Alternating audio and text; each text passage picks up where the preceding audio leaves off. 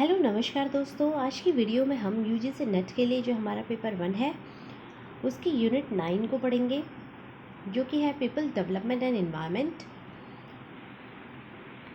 इस यूनिट के कुछ टॉपिक्स जो है वो हमने प्रीवियसली वीडियोस में डिस्कस किए हुए हैं, जिसका लिंक आपको डिस्क्रिप्शन में मिल जाएगा, वहाँ से आप देख सकते हैं। और आज का जो हमारा टॉपिक है वो है पेरिस एग्रीमेंट। प्रीवियसली वीडियो में हमने मॉन्ट्रियल प्रोटोकॉल, जो कि ओडीएस से रिलेटेड है, ओजोन डिप्लीटिंग सब्सटेंसेस से, किगाली अमेंडमेंट जो कि ग्रीन हाउस जो गैस है उसको रिड्यूस करने के लिए आया था, किगाली अमेंडमेंट।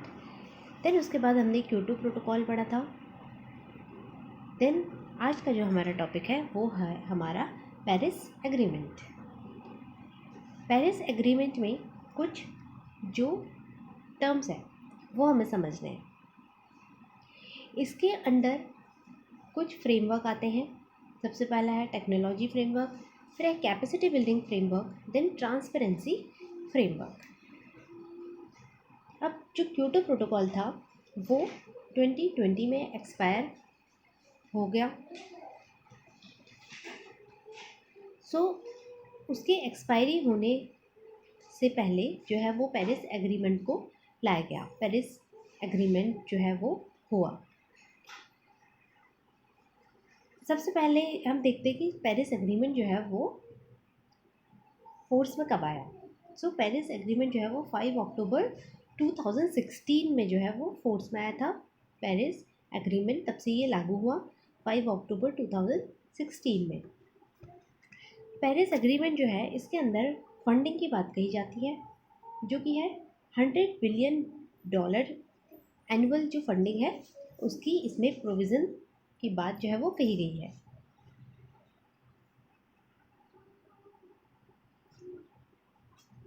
अब जो 2015 में जो पेरिस एग्रीमेंट साइन हुआ, पेरिस एग्रीमेंट साइन कब हुआ? 2015 में। एंड देन वो फोर्स में आया 5 अक्टूबर 2016 में फोर्स में आया पेरिस एग्रीमेंट। अब जो पेरिस एग्रीमेंट है उसका एम क्या है? एम है to reduce global green house gas, thus it deals with climate change. जो ग्रीन हाउस गैस है ग्लोबली उनको रिड्यूस करना है और क्लाइमेट चेंज को देखना है। क्लाइमेट चेंज जो हो रहा है हमारे इन्वायरमेंट में उसको हमें क्या करना है, उस पर ध्यान देना है। अब जो पेरिस एग्रीमेंट है उसका एक और एम था। उसका एक और एम क्या है? Temperature rise. जो टेम्परेचर राइज हो रहा है ग्लोबली वो उसका एक लिमिट रख दिया कि वो कितना होना चाहिए, बिलो 2 डिग्री सेल्सियस होना चाहिए। 2 डिग्री सेल्सियस से कम होना चाहिए। कब से? प्री इंडस्ट्रियल लेवल से, जो मतलब इंडस्ट्रीज़ के आने से पहले जो टेम्परेचर था उससे इसको कंपेयर किया गया है। प्री इंडस्ट्रियल लेवल का मतलब होता है कि जो इंडस्ट्रीज़ जब हमारे यहाँ पर लगनी शुरू हुई हमारे अर्थ में, उससे पहले जो टेम्परेचर था उससे टेम्परेचर को कंपेयर करा जा रहा है। उससे जब टेम्परेचर को कंपेयर करा जाएगा तो उसमें जो टेम्परेचर है वो कितना होना चाहिए? 2 डिग्री सेल्सियस से ऊपर बढ़ना नहीं चाहिए, जितना पहले टेम्परेचर था उसका। देन जो इसको लिमिट में हमें करना है टेम्परेचर को, वो कितना करना है? 1.5 डिग्री सेल्सियस तक इसको लिमिट में करना है टेम्परेचर इंक्रीज़ को। अब यहाँ पर जो ग्रीन हाउस गैसेस हैं जो कि इमिट होती है, हमने प्रीवियसली वीडियोस में ग्रीन हाउस गैसेस के बारे में भी पढ़ा है कि कौन कौन सी ग्रीन हाउस गैसेस जो है वो होती है। ये इम्पॉर्टेंट है ग्रीन हाउस गैसेस, इनसे क्वेश्चन हमें एग्जाम में देखने को मिल सकते हैं। ये हमारा था कि पेरिस एग्रीमेंट के अंदर हमें ग्रीन हाउस गैसेस को रिड्यूस करना है, जिससे कि क्लाइमेट चेंज जो है वो हो रहा है उसको हमें क्या करना है? कंट्रोल करना है। अब यहाँ पर जो पेरिस एग्रीमेंट है इसमें बात करेगी किसकी? क्लाइमेट फाइनेंस की, कि क्लाइमेट जो फाइनेंसिंग है वो प्रोवाइड कराई जाए। जो हमने पढ़ी थी कितनी? $100 बिलियन जो है वो फाइनेंसिंग होनी चाहिए, फंडिंग होनी चाहिए $100 बिलियन की। अब रियल में होती कितनी है वो एक अलग मैटर है। देन जो पेरिस एग्रीमेंट है इसके कुछ और टर्म्स हैं, जैसे कि ये बॉटम अप स्ट्रक्चर है। इसमें बॉटम अप स्ट्रक्चर होता है जिसमें जैसे कि हम बॉटम अप अप्रोच भी पढ़ते हैं जहाँ पर हम नीचे से ऊपर की तरफ जाते हैं, और टॉप डाउन अप्रोच हम पढ़ते हैं कि ऊपर से नीचे की तरफ जिसमें हम आते हैं। मतलब जो हमारी एक सिस्टम में जो हायरार्की बनी हुई होती है, जिसमें कि अपर लेवल में जो लोग होते हैं, जैसे किसी कंपनी को हम एग्जांपल करके देखें तो अगर हमारे जो हेड होंगे कंपनी के, उनसे कोई उन्होंने कोई डिसीजन लिया, देन उसके बाद जो वर्कर्स हैं, जो कंपनी के एम्प्लॉयज़ हैं, उनको उन्होंने इम्प्लीमेंट करने के लिए बोला, तो वो हमारी टॉप डाउन अप्रोच हो जाती है, जिसमें कि हम हायरार्की में ऊपर से नीचे की तरफ जो है वो डिसीजंस को दे रहे हैं। और अगर सपोज़ कि उसी कंपनी में जो हेड है वो पहले जो नीचे वाले जो एम्प्लॉयज़ हैं उनको उनसे कुछ सजेशंस लेते हैं, देन उसके बाद वो हेड के पास जाता है और देन वो उसको इम्प्लीमेंट करेंगे। तो वो हमारी टॉप डाउन अप्रोच हो जाती है कि आपने नीचे वाले जो आपके जो अंडर लोग काम कर रहे हैं उनसे पूछ के उसके बाद आपने कोई चीज़ करी है, तो वो हमारी हो जाती है बॉटम अप अप्रोच, जिसमें हम नीचे से ऊपर की तरफ जा रहे हैं एक हायरार्की में। सो यहाँ पर भी पेरिस एग्रीमेंट जो है इसमें बॉटम अप जो स्ट्रक्चर है वो अपनाया गया था, जिसमें जो डिफरेंट डिफरेंट कंट्रीज़ होती हैं उनसे ये पूछा गया कि, या उनको ये उनके हाथ में रखा गया कि उनको कितना तक वो टेम्परेचर को रिड्यूस कर सकते हैं, ग्रीन हाउस गैसेस को कंट्रोल कर सकते हैं, और क्लाइमेट जो चेंज है उस पर वो क्या कर सकते हैं।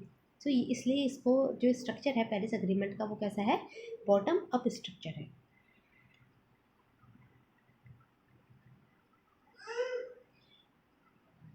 सो पेरिस एग्रीमेंट जो था वो, जो हमारा एक अम्ब्रेला टर्म है जो हमने पढ़ा था, UNF triple C United Nations Framework Convention on Climate change.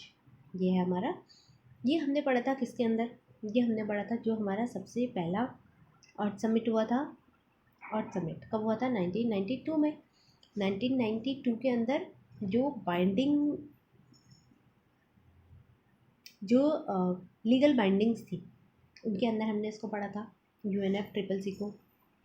वहाँ पर ये बना था 1992 में, जो कि जिसका कि मेन जो पॉइंट है वो क्या है, क्लाइमेट चेंज।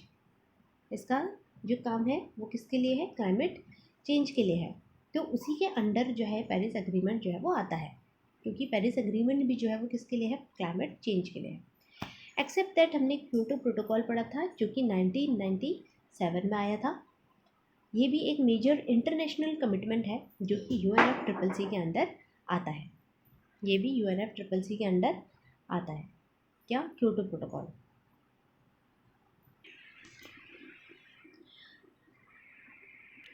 अब हम जो हमने डिफरेंट डिफरेंट प्रोटोकॉल्स जो पढ़े थे और जो अमेंडमेंट पढ़े थे उनसे रिलेटेड एक क्वेश्चन को सॉल्व कर लेते हैं, जिसमें कि हमें दो लिस्ट जो है वो गिवन है और यहाँ पर हमें ऑप्शन दे रखे हैं। सो पहले हम लिस्ट में हमें क्या क्या गिवन है वो देख लेते हैं। Ozone depletion, carbon dioxide reduction, sustainable development, hazardous waste.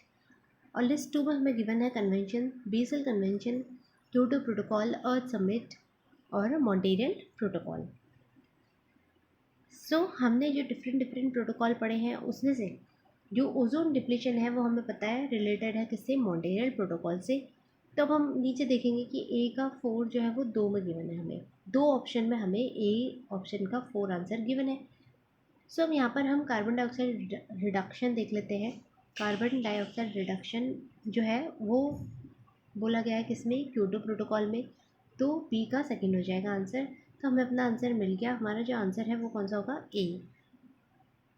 ए वाला जो हमारा आंसर है वो बन जाएगा, क्योंकि जो ए है ओजोन डिप्लीशन वो मॉन्ट्रियल प्रोटोकॉल है, कार्बन डाइऑक्साइड रिडक्शन जो है वो क्योटो प्रोटोकॉल इसका आंसर है। देन सस्टेनेबल डेवलपमेंट जो है वो रियो समिट, अर्थ समिट जो है वो इसका आंसर है। वहाँ पर सस्टेनेबल डेवलपमेंट जो है उसकी जो बात है वो कही गई। देन हैजार्डस जो वेस्ट है वो है बेसल कन्वेंशन। फोर्थ हमारा जो डी का आंसर हमारा हो जाएगा 1, बेसल कन्वेंशन। सो ये इसके राइट जो ऑप्शंस हैं वो हो जाएंगे। और ये जो प्रोटोकॉल्स है इनको डिटेल में आप देख सकते हैं वीडियोज़ में। सो अगर आपको वीडियो पसंद आया हो तो लाइक ज़रूर कीजिए, और चैनल अगर सब्सक्राइब नहीं किया है तो सब्सक्राइब भी कर लीजिए और अपने फ्रेंड्स के साथ शेयर ज़रूर कीजिएगा। Thank you for watching.